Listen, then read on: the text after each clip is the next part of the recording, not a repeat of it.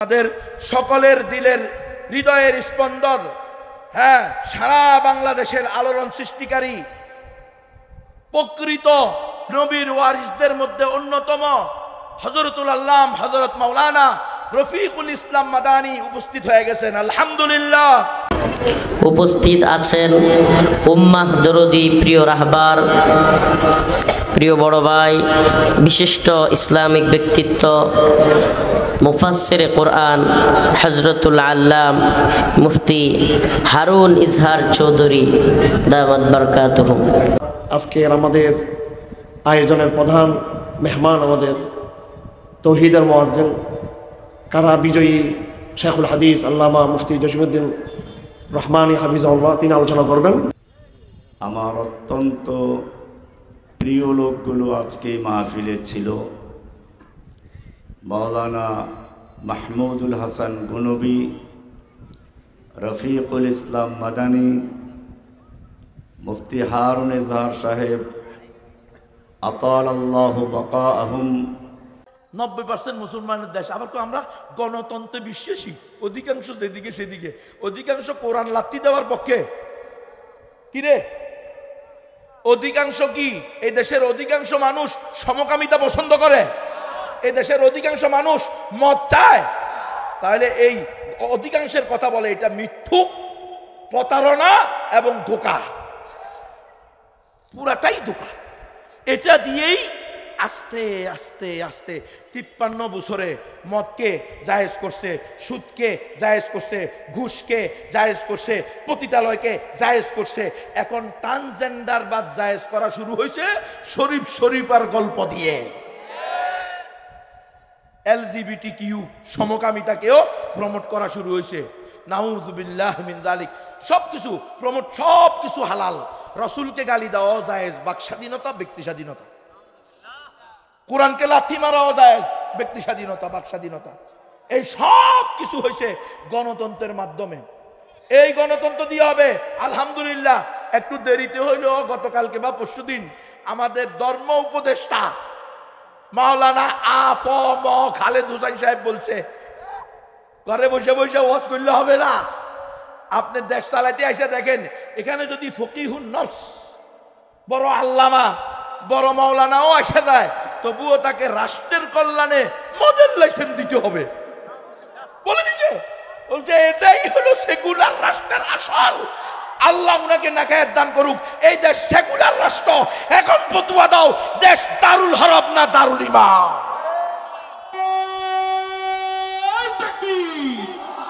আল কোরআনের আলো, ইসলাম ছাড়া অন্য কিছু। নারায়ে তাকবীর। কিরে, এখন তো ধর্ম উপদেষ্টা একদম খুল্লুম খোলা বলে দিছে যে যেই সিস্টেমে রাষ্ট্র চলে এটা ইসলামী এমআরআর রাষ্ট্র না, এটা কোরআনী রাষ্ট্র না, এটা হলো সেকুলার রাষ্ট্র। সেকুলার। এখানে বড় আল্লামা, বড় শাইখুল হাদিস, বড় ফকিহুন নফস, বড় ইমামুল কি বলে, ইমামুল জামানও যদি এসে যায়, ইমামুল আসরও যদি এসে যায়, তবুও ইসলাম প্রতিষ্ঠা করা সম্ভব না। ওনাকে মডেল লাইসেন্স দিতে হবে। কারণ বিদেশ থেকে মদ আমদানি করে রাষ্ট্র লাভ করে, আর দেশ থেকে মদ রপ্তানি করে রাষ্ট্র আয় করে। ওই মদের টাকা দিয়া আমরা রাস্তাঘাট, মসজিদ, মাদ্রাসা চালাই। স্পষ্ট বলছে, কথা বলছে, স্পষ্ট বলছে। তো এখন যারা ইসলামী গণতন্ত্র করেন তারা এখন উত্তর দেন। আপনারা কোশ্চেন, আপনারা ইসলামী দল গেলে কোরআন প্রতিষ্ঠা করবেন, কেমনি করবেন? সেগুলা বলে দিছে কোনোভাবে সম্ভব না। যে সিস্টেমের, এই মুসলমান, এটাকেই বলে সিস্টেমে ঢুকে সিস্টেম পরিবর্তন করা যায় না। এই মুসলমান, নাপাক দিয়ে নাপাক দূর করা যায় না। এই মুসলমান, কুত্তা থেকে ছাগলের বাচ্চা আশা করা যায় না। গণতন্ত্র থেকে ইসলাম আশা করা যায় না। গণতন্ত্র দিয়ে ইসলাম প্রতিষ্ঠা সম্ভব না। গণতন্ত্র প্রতিষ্ঠা করা হয়েছে, তৈরি করা হয়েছে ইসলামকে ধ্বংস করার জন্য। এজন্য আমরা দেখতে পাই 100 বছরের গণতন্ত্রের এক্সারসাইজের এই সময়ের মধ্যে তিউনিসিয়া সহ বিভিন্ন দেশের ইসলামী গণতান্ত্রিক দল গণতন্ত্র করতে করতে করতে মানতে মানতে মানতে নাস্তিকের দলে পরিণত হয়েছে। কিন্তু গণতন্ত্র দিয়ে 1 মিনিটের জন্য 1 ইঞ্চি জায়গার মধ্যে পৃথিবীর কোথাও ইসলাম প্রতিষ্ঠা হয় নাই। আরে মিয়া কিসা ইসলাম? গত 15-16 বছরে সারা দেশের সর্বজন স্বীকৃত নব্য লেডি ফেরাউন ফ্যাসিস্ট হাসিনাকেই তো সরানো যায় নাই গণতন্ত্র দিয়ে। কি হুজুর, গত 16 বছরে 3 বার গণতান্ত্রিক পদ্ধতিতে ভোট হয়েছে না? শেখ হাসিনারে সরানো গেছে? আপনারা কি ভোট দিচ্ছেন সবাই শেখ হাসিনারে? কে কইছে? হুজুর ভোটের 10টার সময় সাংবাদিক এবং সাংবাদিকাগণ উনারা ভোট কেন্দ্রে গিয়া দেখেন কুত্তা মিয়া ঘুমাইতেছে, আনসার বিডিবি লাঠি নিয়ে পাহারা দিতেছে যেন কুত্তার ঘুমে কোনো ডিস্টার্ব না হয়। কি রে ভোটার কই? ভোটারের দরকার কি? রাতে 3টাই তো শেষ। একটা জানেন মানে আমি মনে হয় বানাইয়া বলতেছি, আপনারা এগুলো জানেন না? মিডিয়ায় আসে নাই? ভোট কেন্দ্রে গিয়ে দেখা গেছে কুত্তা আছে আর কে আছে? আনসার বিডিবি। বেচারার দায়িত্ব ডিউটি ওই সকাল 8টা থেকে বিকেল 4টা পর্যন্ত 5টা পর্যন্ত থাকতে হবে, সে আছে আর কুত্তা ঘুমাইতেছে। কোনো মানুষ নাই। একজনকে আমি তো ভোট দিব, আচ্ছা কিসের ভোট দিবেন? আপনার ভোট তো রাতের 2:30টায় শেষ। জালেমের জিন্দানখানায় 1 যুগের বেশি কারা নির্যাতিত মাজলুম আলেম, গোটা বাংলাদেশে আলেমদের মধ্যে সবচাইতে বেশি সময় জালেম হাসিনার কারাগারে বন্দী ছিলেন যিনি, শেখুল হাদিস আল্লামা মুফতি জসিমউদ্দিন রহমানী দামাত বারকাতুহুম। উপস্থিত আছেন উম্মাহ দরদি, প্রিয় রাহবার, প্রিয় বড় ভাই, বিশিষ্ট ইসলামিক ব্যক্তিত্ব মুফাসসিরে কোরআন হযরতুল আল্লাম মুফতি হারুন ইজহার চৌধুরী দামাত বারকাতুহুম।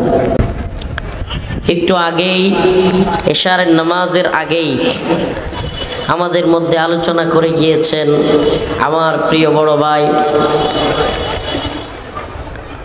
ইলমে, আমলে, আখলাকে সব দিক থেকে যিনি, আল্লাহ মাফ করুক আমরা তো গুনাহগার, আমাদের চাইতে যিনি অগ্রগণ্য ইলমে, আমলে, আখলাকে, সারা বাংলাদেশে পাহাড় পর্বত বিভিন্ন জায়গায় বন জঙ্গল কিংবা আপনাদের এই খুলনাতেও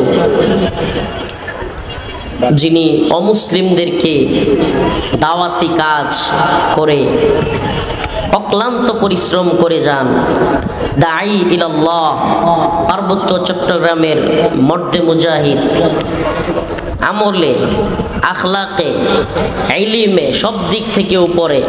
অথচ এখানে হুজুররা নামটা দিছে আমার নিচে, এটাতে আমি কষ্ট পাইছি, আল্লাহ মাফ করুক। আসলে এটা কখনোই করবেন না। মুফতি মাহমুদ হাসান গুনবী হাফিজাহুল্লাহর নাম কোনোভাবেই আমার নিচে থাকতে পারে না। আমি ছোট মানুষ, আমারে পোস্টারে নাম দিলেও হইব, না দিলেও সমস্যা নেই, কিন্তু দিলে অবশ্যই বড় উলামায়ে কেরামের ক্ষেত্রে শানের খিলাফ যাতে না হয়, বড়দের নামের উপরে যাতে না হয়ে যায়। আল্লাহ তাআলা আমাদেরকে বুঝার তৌফিক দান করুন। তো আল্লাহ পাক রব্বুল আলামিনের দরবারে লাখো কোটি শুকরিয়া যে মহান রব্বুল আলামিন আপনাকে আমাকে কোরআন সুন্নাহর আলোচনা আসার বসার শোনার তৌফিক দান করেছেন। সেজন্য অন্তরের অন্তঃস্থল থেকে কালিমাতুশ শুকুর আদায় করে স্বতঃস্ফূর্ত আওয়াজ করে বলে আলহামদুলিল্লাহ।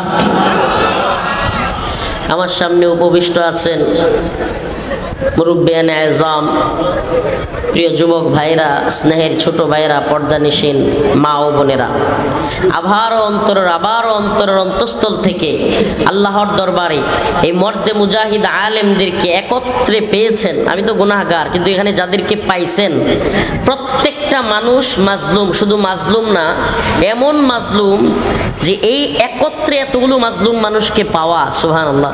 আমি নিজে সাক্ষী, আমার ভাই মাহমুদ হাসান গুনবী কারাগারে জালেমরা বুট দিয়ে, বোট পায়ের নিচে বোট দিয়ে পর্যন্ত আমার ভাই মাহমুদ হাসান গুনবীকে আঘাত করছে। নাউজুবিল্লাহ। এই মানুষটাকে এত বেশি নির্যাতন করা হয়েছে, হক কথা বলবার কারণে, কারাগারেও সাহসী ভূমিকা নেওয়ার কারণে মুফতি মাহমুদ হাসান গনবী হাফিজাহুল্লাহকে টর্চার করা হয়েছে। আমরা বলতাম ভাই এখানে তো অন্তত একটু চুপ থাকেন, এখানে তো অন্তত একটু রয়ে শুয়ে চলেন, কিন্তু মাশাআল্লাহ আল্লাহর বান্দার হিম্মত, সুবহানাল্লাহ।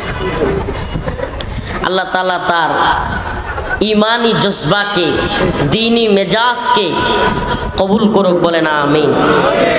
নাম বলতে চাচ্ছি না, এমন দল পাইছি দলের। তারা আমাদেরকে জাতীয়তাবাদের সীমানা দিয়ে, সেকুলারিজমের সীমানা দিয়ে আমাদের মুসলমানিত্বের যে উম্মার যে পরিচয়, এটাকে কেড়ে নিয়ে আমাদেরকে ভৌগোলিক বিভিন্ন দেশের পরিচয় আবদ্ধ রেখে মূলত এই 50-60-70টা মুসলিম দেশ, এগুলো একটাও স্বাধীন দেশ না, এগুলো এক একটা হচ্ছে কারাগার আমাদের জন্য। এগুলো গোয়েন্দা সংস্থার মাথা খারাপ। এই মাদ্রাসার মাহফিলে জসিমুদ্দুর রহমানী, হারুন এজাহার, গুনবী, রফিক মাদানী, আমি আপনাদেরকে বলতে চাই, আপনারা কি ভারতের গোয়েন্দা সংস্থা নাকি আপনারা? কারণ আমরা আলহামদুলিল্লাহ পড়ালেখা করি, খুব খবর রাখি। গোয়েন্দাগিরি আপনাদের চেয়ে আমরা আরো ভালো বুঝি, খুব ভালো বুঝি আপনাদের চেয়েও। এটা ভারতের কনসার্ন আমাদেরকে নিয়ে। ভারত এটা স্পষ্ট বলেছে, ভারত বারবার, যে আপনাদেরকে নিয়ে আমাদের কনসার্ন আছে। ইসরায়েলের আছে, আমেরিকার আছে, আমাদের দেশের ওনাদের সমস্যা নেই। এটাই সমস্যা, ওই যে গোলামি, দাসত্ব, পরাধীনতা। আমরা যদিও নিজেদেরকে স্বাধীন মনে করি, চলাফেরা স্বাধীন মনে করি, কিন্তু আমাদের রাজনীতি, আমাদের আমলাতন্ত্র, আমাদের চাকরি, আমাদের অর্থনীতি, আমাদের শিক্ষা, সব কিছু আমাদের যারা তথাকথিত কাফের মুনিব রয়েছে, যাদেরকে আমরা নিজেদেরকে বাবু মনে করি, তাদের দাসত্ব করেই কিন্তু আমরা চলে আসতেছি। আমাদের কোনো স্বাধীন কোনো ব্যবস্থা আমাদের নাই। সেজন্য কেউ নিজেকে স্বাধীন ভাবার কোনো উপায় নাই। আল্লামা ইকবাল রহমতুল্লাহ আলাইহি এই জাতীয়তাবাদ সম্পর্কে বলেছেন,